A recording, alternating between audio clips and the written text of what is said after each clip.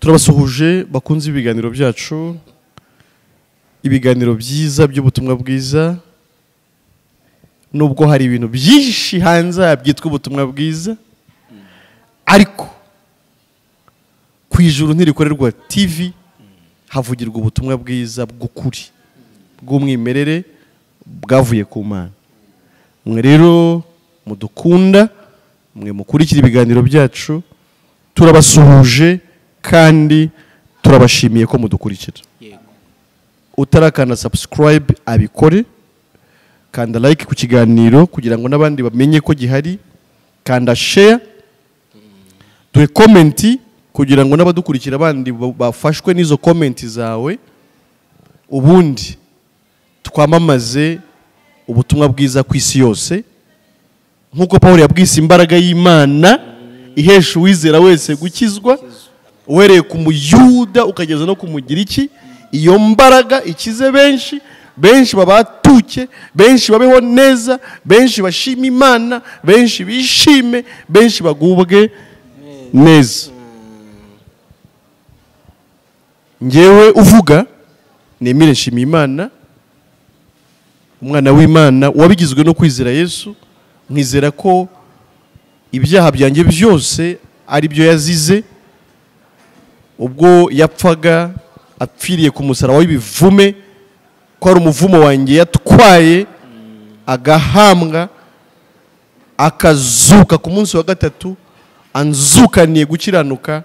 Namwizera ngahinduka umukiranutsi mu buryo bw'iteka ryose, nanjye nkaba ndi mu isi namamaza iyo neza y'Imana. Ndi kumwe na bene data dusanzwe dukorana ibiganiro, ndagira ngo babasuhuze, babibwire, babakire, ubundi twinjire mu kiganiro cy'uyu munsi ariko twese twamenyanye. Karibu bene data. Turabasuhuje mu izina rya Yesu. Amazina ni yayandi, ni Muhanuzi Filipo.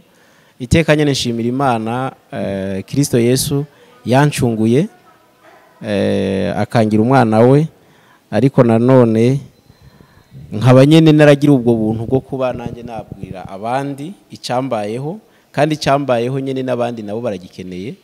Mu kwizera, wamara kwizera nyene ukamenya ko ufite ijuru, ukamenya ko uri umwana w'Imana, ukaba hano mu isi unezerewe kandi wishimye, ariko byiteka ryose. Rero ndi umwana w'Imana, nanjye neza yangezeho, ariko nishimiye no kubana na bene data bavuga ubutumwa bwiza nkuko nanjye mbuvuga, ariko namwe nyene nishimiye no kubana namwe kugira ngo dukomeze kunguka, dukomeze kwigizanya imbere, na cyane ku bijyanye n'ubutumwa bwiza. Ijuru ntirikorerwa rero, mukomeze munezerwe kuko nakwe turahanezererewe, kandi niyo mpamvu tuza buri munsi kugira ngo tubahe ubutumwa bwiza twamenye. Ntabwo twabwihererana, niyo mpamvu tubuzana buri munsi. Mukurikire, dukomeze duhana umugisha. Imana ibahe umugisha. Amen. Imana ishimwe cyane. Nanjye nongeye gusuhuza abakunzi b'ibiganiro byiza tunyuza kuri YouTube channel Ijuru ntirikorerwa by'ubutumwa bwiza. Ubundi ubutumwa bwiza nyine ni inkuru nziza iruhura umutima warurushye. Yego. Nibwo rero tunyuzaho. Kandi nkanibwira abazadukurikira aribwo bwa mbere, amazina ni Musabyimana Yosefu Mugisha, ariko nanjye ndakijijwe. Yego. Ndakijijwe, namenye neza ko Kristo yikoreye ibyaha byanjye mu mubiri we, ari nge ajyanye, akabibambanwa ku giti. Yego. Akabicumitirwa, akabishenjaguririrwa. Yego. Aba ari we wumva ububabare, aba ari we wumva gukubitwa. Yego. Maze ngewe nakira umunezero. Amen. Kuri ubu rero nizeye ko urwo rupfu, iyo mibabaro, ko guhambwa, uko kuzuka kwa Kristo Yesu yamfanye ndi umunyabyaha kansiga mumva, ariko nkazukira muri we ndi icyaremwe gishyashya. Ubu kuri ubu ngubu nkaba nezerewe ko ndi no mu ijuru muri Kristo mu buryo bwa mwuka we. Ibyo nabiboneye ubuntu rero muri Kristo Yesu, nta kiguzi, ikiguzi cyaratanzwe n'amaraso ya Kristo Yesu. Imana ihimbazwe rero, nanjye ndumubwiriza ubutumwa bwiza bwo buntu bw'Imana. Imana ihimbazwe. Amen. Ushaka kujya kuri WhatsApp group yacu, twandikire kuri 0784 4257 kugira ngo uhahurire n'abandi bene data bari ku isi yose, hanyuma ufatikanye nabo gushimira Imana ku bwa Yesu, wunguke byinshi ukuye ku bavandimwe bagiye batandukanye tubana kuri urwo rubuga. Uyu munsi tugiye gusoma amagambo ari mu Itangiriro mu gice cya 27 guhera ku murongo wa 15 turaza kugeza nko ku wa 29. Ni inkuru ivuga ibya Yakobo ndetse na Esawu. Iyo nkuru wenda warayumvishe, ariko uyu munsi urumva icyo utumvishemo. Inkuru ubwayo warayumvishe, akenshi ntabwo ari nshyashya mu matwi yawe, ariko uraza kumva icyo utigeze wumvamo. Ni inkuru ivuga ibyo guhabwa umugisha kwa Yakobo, ariko uyu munsi nawe uraba umugisha wawe. Uyu ni umunsi wo guhabwa umugisha kwawe. nawe arakirana umugisha na Yakobo. Yego rwose. Uyu munsi nawe urahananwa umugisha na Yakobo. Reka twihute tudatinze. Rebeka yenda imyambaro myiza ya Esawu imfura ye, iyo yari afite mu nzu, ayambika Yakobo umuhererezi, kandi ashyira impu zabo bana b'ihene ku bikonjo bye no ku ijosi rye. Aharembekereye aha umwana we Yakobo za nyama ziryoshye yatetse n'umutsima yavuze.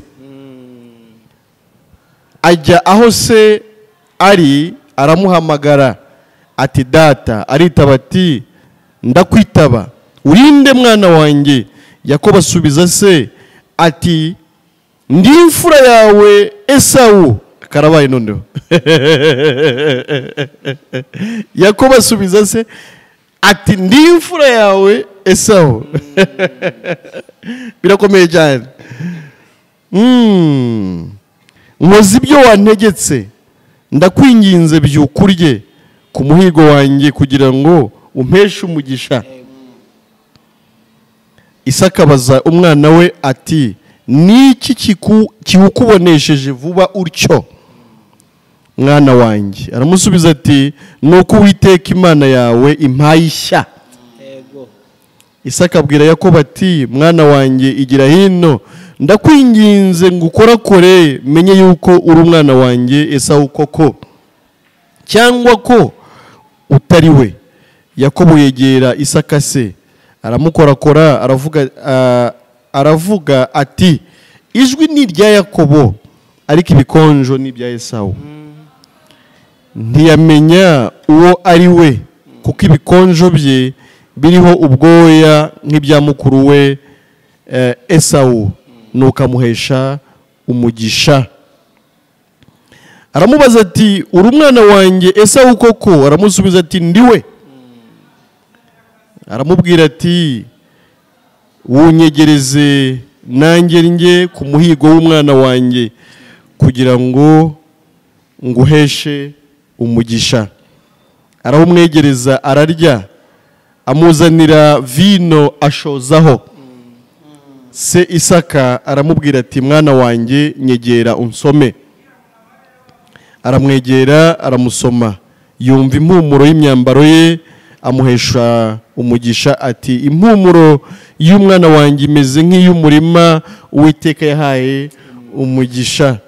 Nuko Imana iguhe ku kime kiva mu ijuru no ku mwero w'ubutaka n'imyaka y'impeke myinshi na vino nyinshi. Amoko agukorere, amahanga akwikubite imbere. Utware bene so bene nyoko bakwikubita imbere. Uzakuvuma wese avumwe, uzakwifuriza umugisha wese awuhabwe. Amina.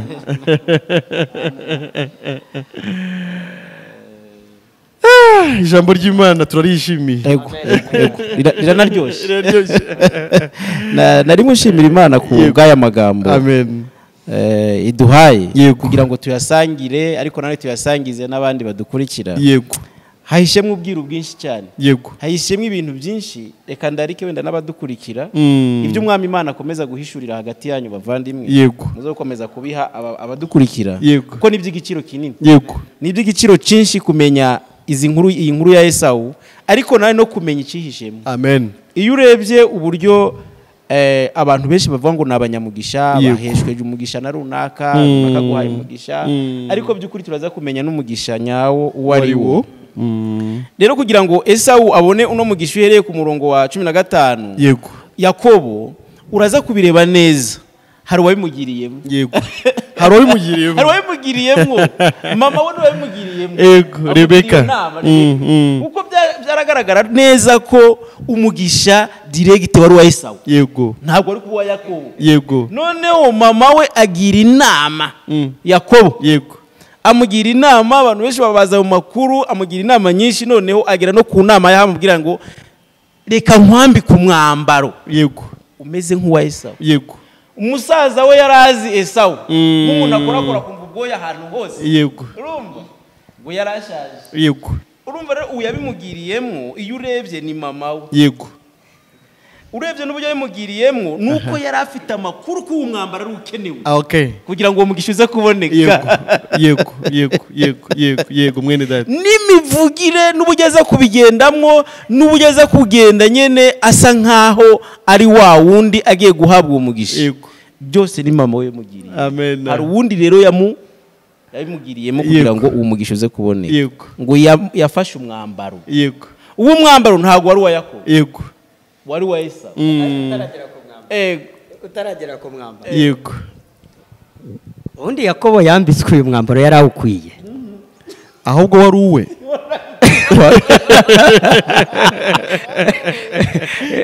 ahubwo uyu mwambaro wari uwe, kuko Yakobo, yego, imvugo ni Yakobo, yego,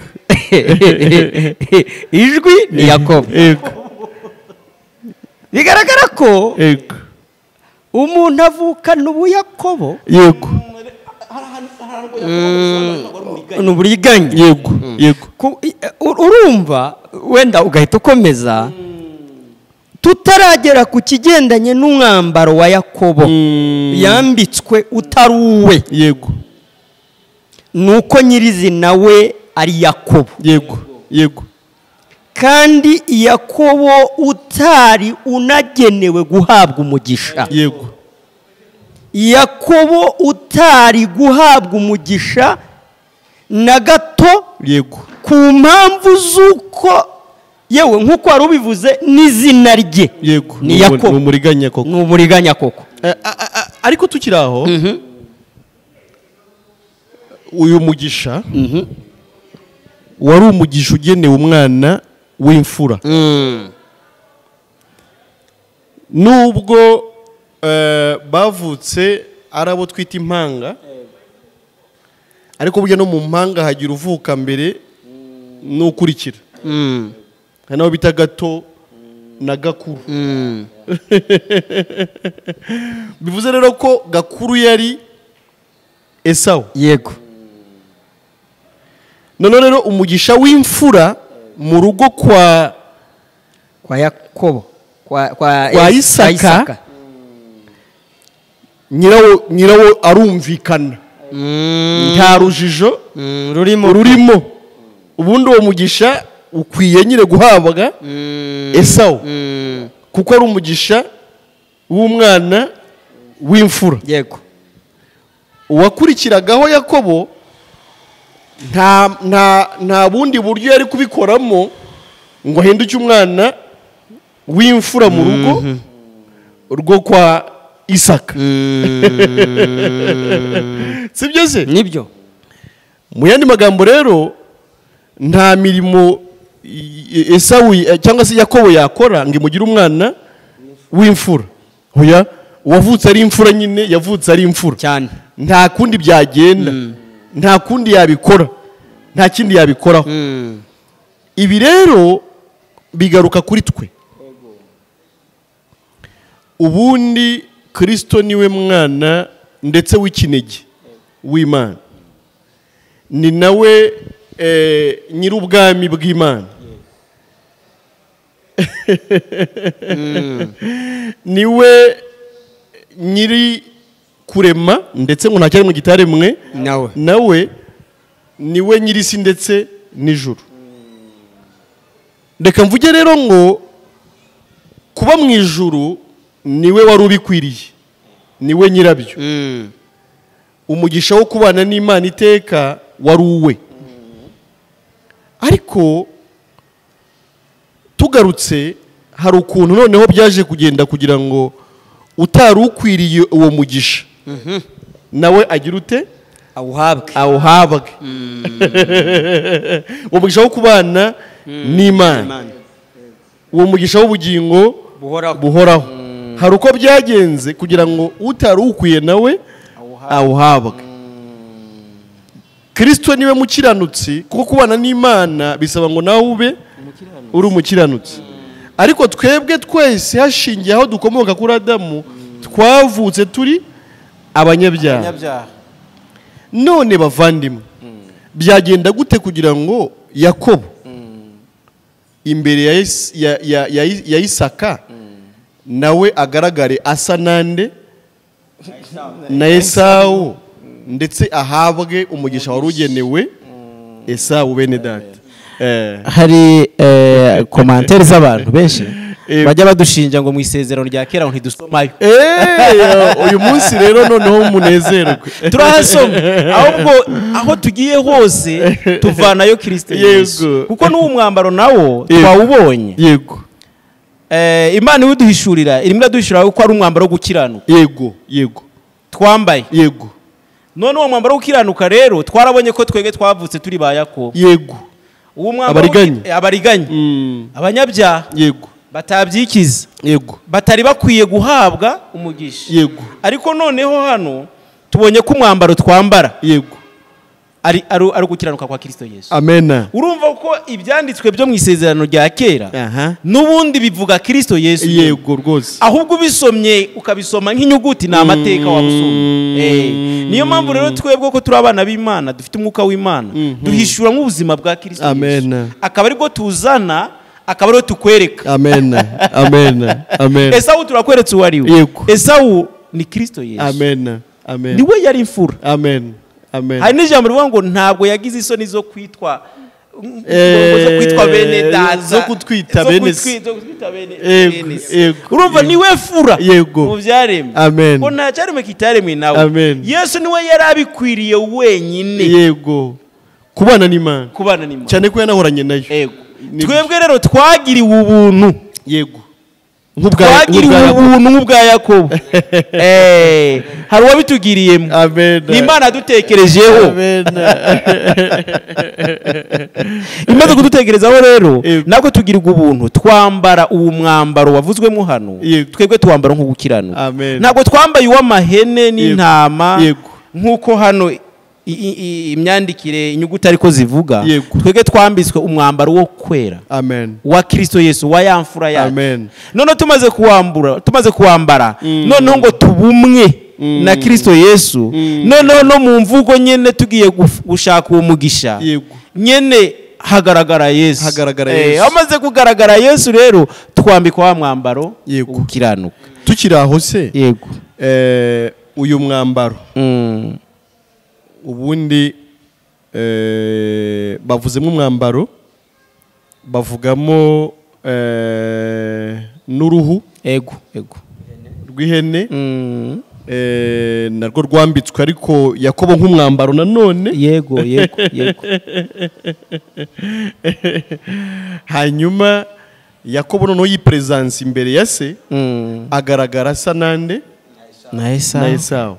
Ruriya ruhu rwabonetse bigenze gute mwene data mugisha? Ruriya ruhu rw'ihene n'ubundi nk'uko ibyanditswe byose uhereye mu itangiriro kageza mu byahishuwe bigaragaza Yesu. Yego, n'ubundi uyu mwana w'ihene wishwe washushanyaga Kristo. Amen. kuko hari aho Petero yavuze ngo twacungujwe amaraso nk'ay'umwana w'intama cyangwa ihene utagira inenge cyangwa ibara. N'ubundi uyu mwambaro iyi hene yashushanyaga Kristo. yego Noneho n'ubundi uru ruhu rw'iyi hene yego n'ubundi uyu mwambaro Yego. wavuzwe kuko n'ubundi ngo yambitswe ku bikonjo. yego Kandi ise ngo ahantu yakoze Yego. we yakoze ku bikonjo Yego. ngo yumva ni Esawu yego ariko ngo akore yihumurira akajya yumva Yego. ni Yakobo ariko kuntu n'impumuro yumvaga ariyo kuko yari yambaye umwambaro nanone yahawe na nyina ariko usanzwe ari uwande ari uwa Esawu nawe wahumuraga nyine nka Esawu nawe wahumuraga nka ahubwo Esawu ijwi nibyo yumvaga ritandukanye n'ibya Esawu nibyo ariko imyambaro yaba ari ku bikonjo yaba ari mu ijosi n'impumuro y'umwambaro yari yambaye byose yumvaga ari Esawu. Mu by'ukuri rero kugira ngo uyu mwambaro tuwuhabwe yego nuko habonetse urupfu. amen Uru rupfu rwabonetse Amen. ni urupfu Kristo Yesu yapfuye. amen Uru rupfu Kristo Yesu amaze kurupfa mu by'ukuri nk'uko n'ubundi ntacyo twari gukora yego ngo gitume twemerwa imbere y'Imana. Yego.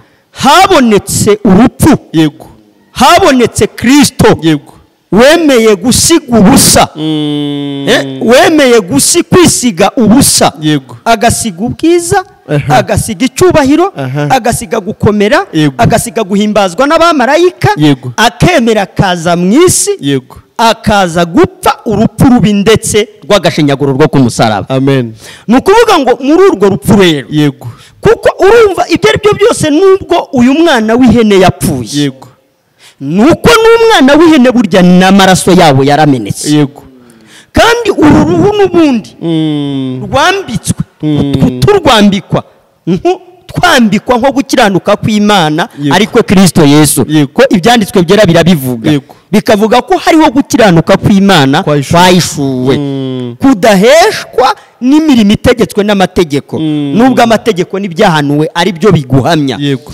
Ndavuga rero ko uku gukiranuka nk'uyu mwambaro wambitswe Yakobo, Yego. natwe niwo mwambaro twambitswe, Yego. ariko tuwambikwa ari uko twabanje kwamburwa Yego. umwambaro wacu. Yego. Kuko umwambaro twambaye, umwambaro wambaye wowe uduteze amatwi, hari umwambaro nk'imirimo yawe, dore ko nta niyari ihari, uwari ufite imirimo yemerwa yari gutuma yemerwa n'ubundi ni Yesu. Yego. Si n'imirimo yari gutuma yemerwa, Yego. ko n'ubundi we yari yemewe. Yego. Nk'uko Esawu n'ubundi imirimo ye yari ayifite 100%, ariko Yakobo n'ubundi ntacyo yari gukora ngo ahabwe umugisha, kabone nubwo yari kujya gushaka umuhigo. Yego. Kabone nubwo yari kujya gushaka umuhigo, ntibyari guhinduka ngo Yakobo aherezwe umugisha, n'ubundi cyari kimukwiriye ni umuvumo. Umuntu wese rero ukomoka kuri Adamu, icyo akwiriye ni ukurimbuka, ariko Imana ishimwe ko hari noneho Kristo Yesu yaje akicwa, washushanyaga umwana w'intama watambwaga uhereye kera kose, washushanyaga Kristo, agapfa, yamara gupfa twebwe tukabonera imbabazi muri uwo mwana w'intama, muri uwo mwana w'ihene, tukambikwa ubutungane bwa Yesu. None ubwo butungane bwa Yesu akaba ari bwo butumwa twemerwa imbere y'Imana, tugabana umugisha. Rero twari turi kuvuga ibijyanye n'uruhu, tubaza ngo ese rwaturutse he. Nyine wari musobanura ko rwabonetse ari uko hapfuye ihene. Yego. Noneho nyine zigakurwaho Yego. uruhu. Yego.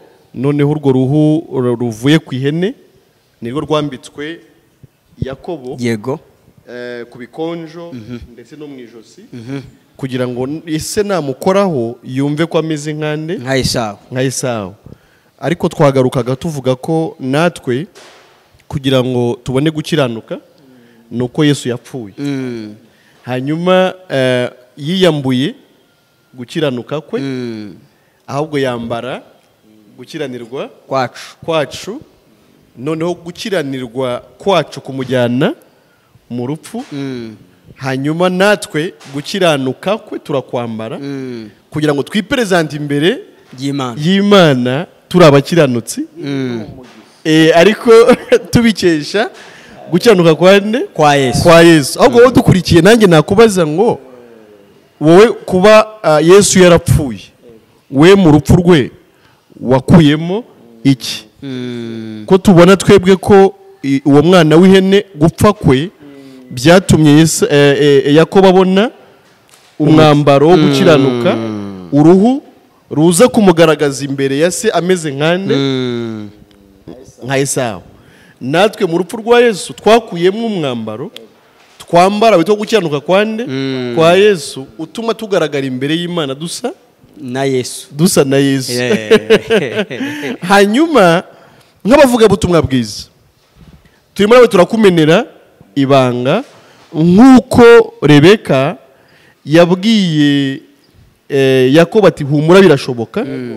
Yaragize n'ubwoba avuga ati papa namvumbura ahubwo ndabona umuvumo. Natwe turimo turabamara impungenge tubabwira ati muhumure ibi bintu birakora.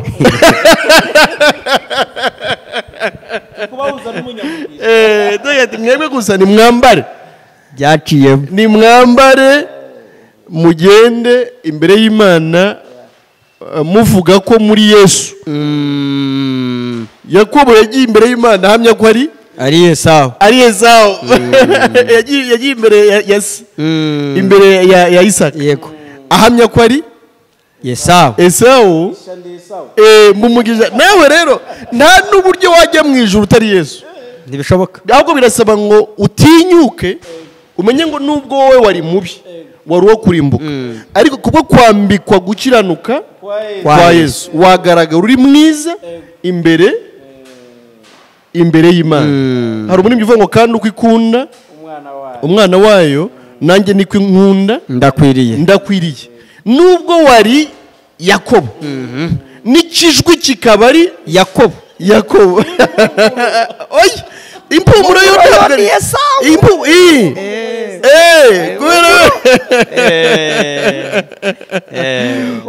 kubera ko iriya kanzu nicyo yamumariye burya. Reka tuharebe ko iriya kanzu niyo yamuhesheje guhumura. 27 aramwegera aramusoma, yumva impumuro y'imyambaro ye, amuhesha umugisha. Ati impumuro y'umwana wanjye imeze nk'iy'umurima Uwiteka yahaye umugisha. Urumva rero ko impumuro kubera ya kanzu yari yambaye, impumuro yahindutse iya Esawu. Ngo ni we uduhesha igikundiro ku Mana. Mbese niwe waduhesheje igikundiro ku Mana. Ikanzu ye twambaye idaraje yo gukiranuka kwe ituma Imana yitureba itubona nkande nka Yesu Kristo. Abantu bakunze kuvuga ngo turaba Kristo. Yego. Nyene kuba wa Kristo. Sinumva ro kuri muri Kristo. Uri Kristo nyene. Yego. Nyene uwo mugisha rero numva nyene ni nabwo twawuboneye, ariko nkumva n'impumuro nayo yarahindutse. Yego. Iyi mpumuro yo nkabona nyene ni ikigereranyo cy'ubunyabyaha twebwe twari dufite impumuro mbi y'ubunyabyaha. Kuko arantu ijambo ry'Imana ngo amasengesho y'abera ngo ni impumuro nziza imbere y'Imana. Ubwo rero ko tweko twahinduriwe impumuro, tunasaba nyene n'abatwumva badukurikiye cyane bumve aho twahinduriwe amateka. Inyatsi na karande nahangaha n'imyambarire mibi nabyarangiriye. Kuko nyine umugisha ubonetse zari zigiye gose. Ikindi kirimo nuko ihene n'ubundi zambuwe ruriya ruhu nizo mu rugo kwa Isaka. Uze ngo n'ubundi ibiduhesha kwemerwa n'Imana n'ubundi n'ibituruka ku Mana ubwayo. Sibyo? Si ibyo twishakashakira, ahubwo n'ibituruka ku Mana ubwayo. Hariho gukenuka rero kw'Imana kwahishuwe kudaheshwa n'amategeko, nubwo amategeko n'ibyahanuwe ari byo biguhamya ngo niko gukiranuka kw'Imana abizeye bose baheshwa no kwizera Yesu Kristo ari nta tandukaniro kuko bose bakoze ntibashyikira ubwiza ahubwo batsindishirizwa n'ubuntu bwayo ibahereye ubusa kubwo gucungurwa kubonerwa muri Yesu Kristo. Noneho rero urumva nubwo Yakobo agiye gutwara ibintu atakoreye ariko n'ubundi mu rugo rwa se byari birimo kandi byarashatswe byatanzweho ikiguzi na se nubwo watabitanzeho ikiguzi. Noneho rero ngo kandi yaje vuba ushingiye ku gihe yakabaye amarashaka umuhigo isi ramaze ko wihuse se ati Imana yampaye ishya nawe byashoboka ko wabona gukiranuka byihuse Imana iguhaye ishya atari uko washuguritse ahubwo ari ishya uhawe n'Imana bene data. Nanjye mashimira Imana ko uku gukiranuka kwabonetse. Yamaje ngurinde aravuga ngo ndi imfura yawe data ndi imfura yawe Esau. Birakwiye rero ko umuntu agira kwizera gutuma ahamya ko ari umukiranutsi nkande nka Yesu nubwo mu mikorere ye atabasha kuba umukiranutsi ariko agahamya neza ko ari umukiranutsi nkande nka Yesu abikesha kwambikwa gukiranuka kwande kwa Yesu Kristo. Mbese kwizera ni ukwiperezanta imbere y'Imana mu ishusho yande ya Yesu kuko wizeye ko ibyo Yesu yakoze byose ari wowe yabikoreye ukagenda ufite confidence uzi ngo Imana irampa umugisha Imana irampa ubugingo buhoraho Imana irampa gutura mu ijuru nanjye ndaganwe na Kristo umurage w'ijuru ariko mbikesha kwizera nde Yesu Kristo. Yakobo plutôt Esau yaje asanga umugisha wamaze gutanga ngo yarize amarira menshi cyane ariko ibiyo ndi kubibona mbibona kuri Yesu avuga ngo dawe niki kikundekesheje amaze kuduha gukiranuka kwe. Hari abantu babyumva ngo Yakobo cyangwa ngo Esau ngo yagurishije umugisha w'umwana w'imfura ngo awugurisha ibyo kurya by'umunsi umwe ariko reka mvuge ngo byari ubuhanuzi bw'uko Yesu yagombaga kuduhereza gukiranuka kwe k'umwana w'imfura noneho bikaduhesha kwemerwa n'Imana ariko we agatwara ubunyabyaha bagacu. Amaze rero kuduha gukiranuka kwe asingire gukiranirwa kwacu nibwo Imana yamuteye umugongo akaba ari twebwe ihindukirira hanyuma Yesu nibwo yatatse avuga ngo dawe niki kikundekesheje nibwo umuvumo wacu wari ugiye kuri Kristo ariko natwe umugisha we ugiye kuri twebwe. Dushimira Yesu ko we ataguranye umugisha we ibyo kurya ahubwo yabikoze kubw'urukundo yadukunze ariho avuga ngo nta ubunyaga ahubwo mbutanga ku bwanjye.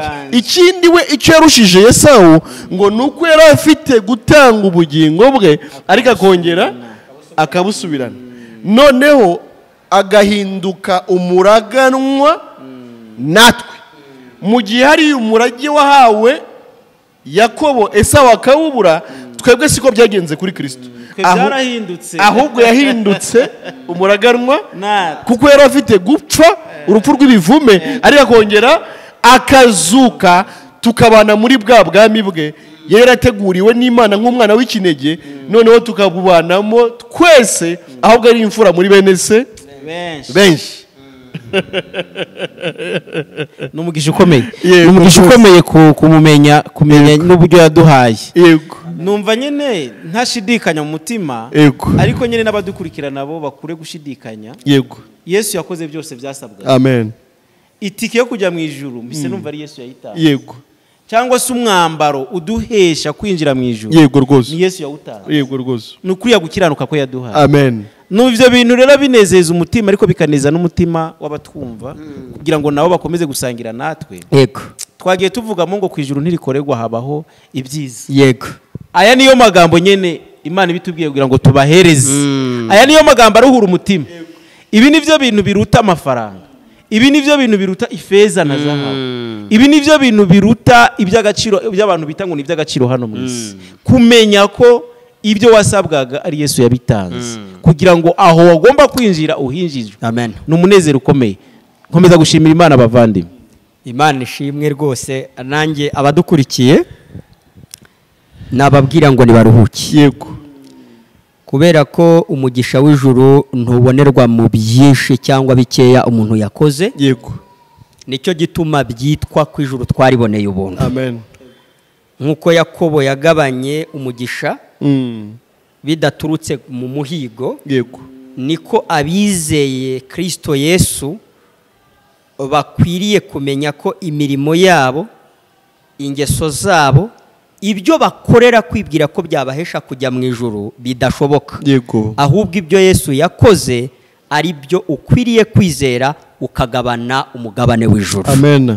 Mu by'ukuri rero iyambura uwo mwambaro mubi kugira ngo Yesu akwambike ubukwe. Yego. Nubwo uwo mwambaro wambaye uwita mwiza, nubwo uwo mwambaro wambaye uwita ko wawuboneramo umugisha, ari umugisha ari wo witwa ijuru, ariko Imana yo irakubwira ngo iyambure uwo mwambaro kugira ngo ubashe kwambikwa umwambaro w'ubukwe, ari wo mwambaro wo gukiranuka kw'Imana, ari we Kristo. Nawe kugira ngo tuzabane mu birori byo mu ijuru ubikesha kwizera Yesu, ubikesha kwizera icyo gikorwa yakoze.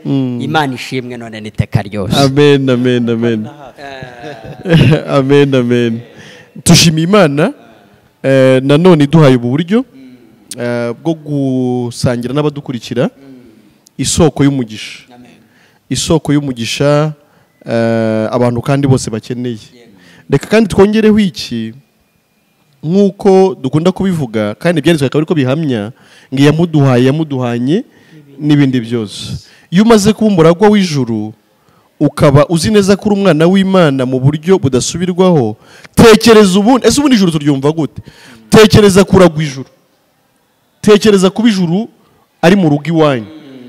Tekereza icyo kintu, ugitekereze.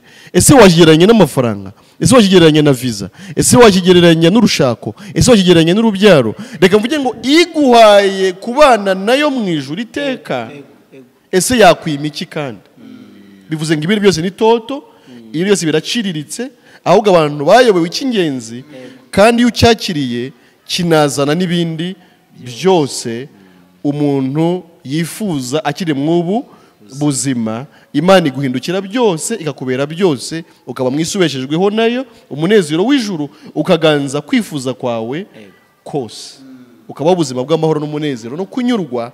Ibyo wabuze turi kurangiraho wabikura.